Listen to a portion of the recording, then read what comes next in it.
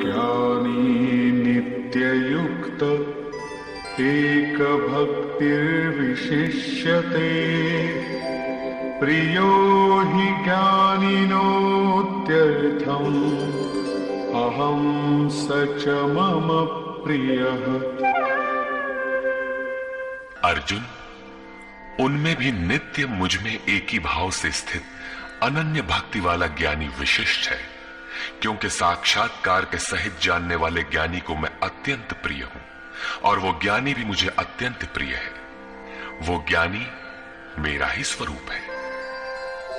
उदाराः सर्व एवैते ज्ञानी त्वात्मैव मे मतम् आस्थितः स हि युक्तात्मा मामेवानुत्तमां गतिम्। यद्यपि ये चारों प्रकार के भक्त उदार ही हैं, कौन सी उदारता कर दी? क्या आपकी भक्ति करने से भगवान को कुछ मिल जाता है? क्या भगवान में कोई कमी है जिसे आपने पूरा कर दिया? नहीं, वस्तुतः वही उदार है जो अपने आत्मा को अधोगति में न पहुंचाए, जो उसके उद्धार के लिए अग्रसर है। इस प्रकार ये सब उदार है। परंतु ज्ञानी तो साक्षात मेरा स्वरूप ही है, ऐसी मेरी मान्यता है, क्योंकि वो स्थिर बुद्धि ज्ञानी भक्त सर्वोत्तम गति स्वरूप मुझ में ही स्थित है। अर्थात वो मैं हूं, वो मुझ में है, मुझ में और उसमें कोई अंतर नहीं है। इसी पर पुनः बल देते हैं।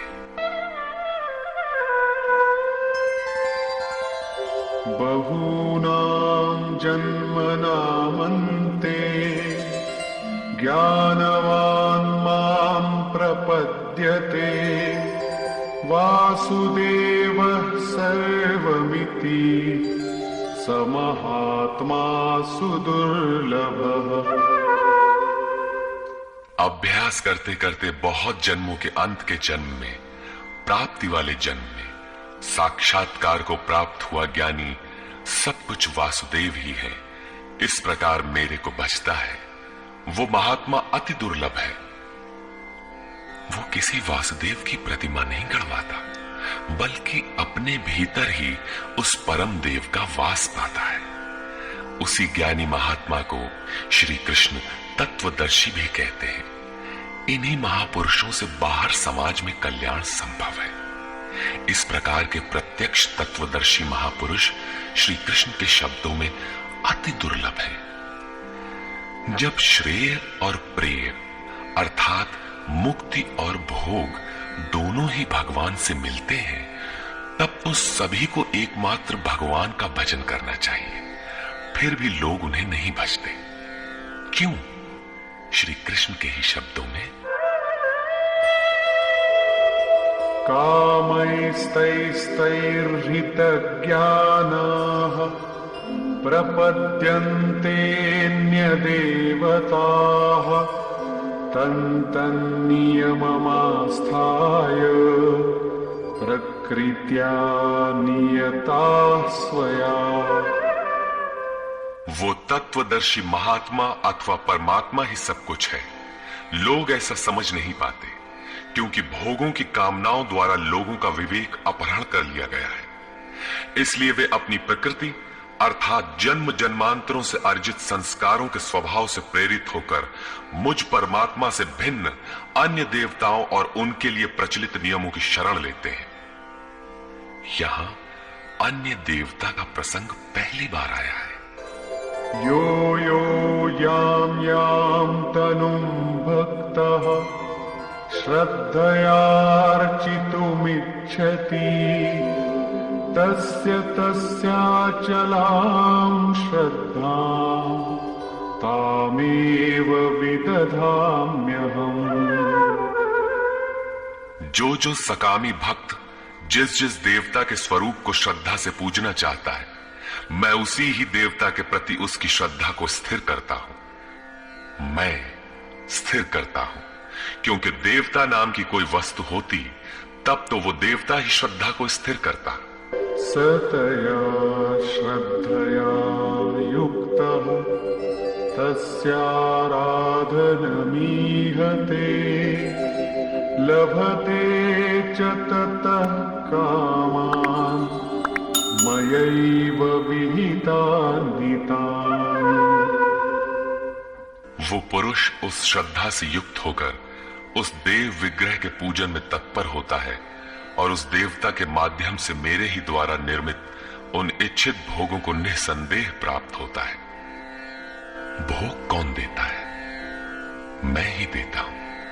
उसकी श्रद्धा का परिणाम है भोग, न कि किसी देवता की देन।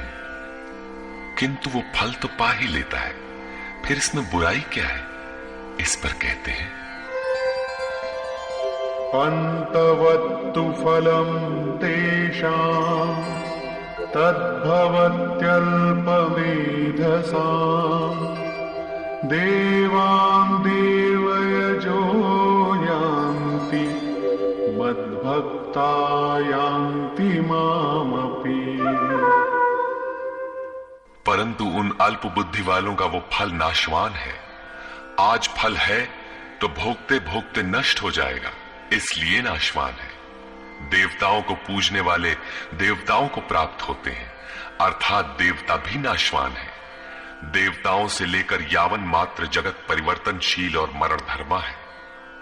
मेरा भक्त मुझे ही प्राप्त होता है, जो अव्यक्त है, नैष्टिकीम परम शांति पाता है।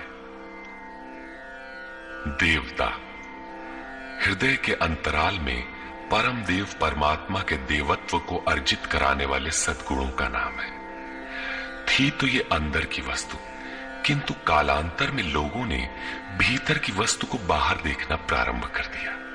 मूर्तियां गढ़ ली, कर्म कांड रच डाले और वास्तविकता से दूर खड़े हो गए। श्री कृष्ण ने इस भ्रांति का निराकरण उपर्युक्त 4 श्लोकों में किया।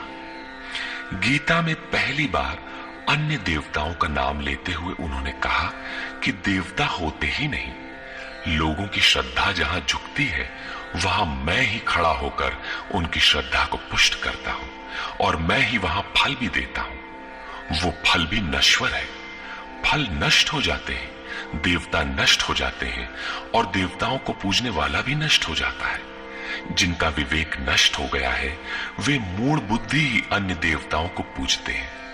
श्री कृष्ण तो यहां तक कहते हैं कि अन्य देवताओं को पूजने का विधान ही अयुक्ति संगत है।